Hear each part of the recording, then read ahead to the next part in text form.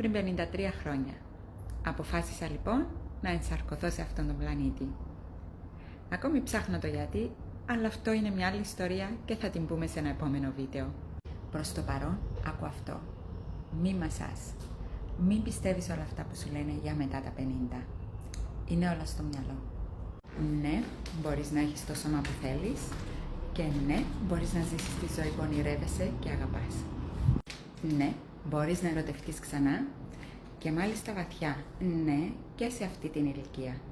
Ναι, μπορείς να χαίρεσαι τον έρωτα χωρίς τα πρέπει και τα μη που σου είχαν μάθει τα προηγούμενα χρόνια.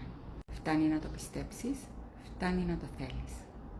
Και αν αυτή τη στιγμή νιώθεις πως όλα καταραίουν γύρω σου, οι πτώσεις δεν έρχονται για να σε σπάσουν, έρχονται για να σε πλάσουν. Άκουμε που σου λέω. Ξέρω. Από καρδιά σας ευχαριστώ για τις υπέροχες ευχές σας, τα μηνύματα σας, τα τηλεφωνήματα σας. Αγαπημένοι μου γνωστοί και άγνωστοι φίλοι, εδώ στο Φατσοβιβλίο και όχι μόνο. Εκτιμώ βαθιά το χρόνο που αφιερώσατε για να μου ευχηθείτε και να με σκεφτείτε.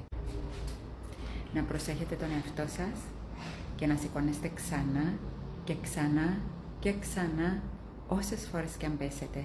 Με όλη μου την αγάπη σε όλες εσάς τις υπέροχες ψυχές εκεί έξω. Αγαπώ.